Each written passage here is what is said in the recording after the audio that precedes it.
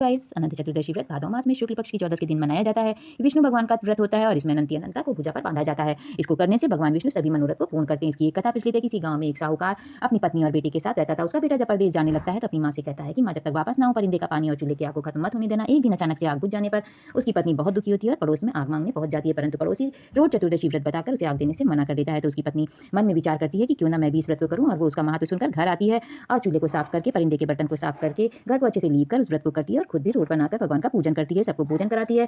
उसी रात उसका बेटा भी गाँव वापस आ रहा होता है। रास्ते में उसे एक मिल जाता है सांप और वो उसे डसना चाहता है, परंतु वो उससे मिन्नतें करके कहता है कि मुझे घर जाने दो, अपनी माँ से मिल लूं, फिर मुझे घर आकर डस लेना। वो घर आता है, सबसे मिलकर रात को सो जाता है। तभी वो सांप उसे डसने आता है, परंतु उसकी पत्नी ने रोट चतुर्दशी का व्रत किया होता है। इससे विष्णु भगवान बहुत ही प्रसन्न होते हैं और वो उसकी आकर रक्षा करते हैं। बेटा सुबह उठकर अपनी माँ से बताता है कि हे माँ, कल मुझे किस तरह से भगवान ने आकर बचाया। उसकी माँ रोट चतुर्दशी व्रत से बहुत ही प्रसन्न होती है और अपनी बहू से भी बहुत प्रसन्न हो जाती है, और उस दिन से हर साल उनके यहाँ रोट चतुर्दशी का व्रत मनाया जाने लगता है और विष्णु भगवान उनकी सभी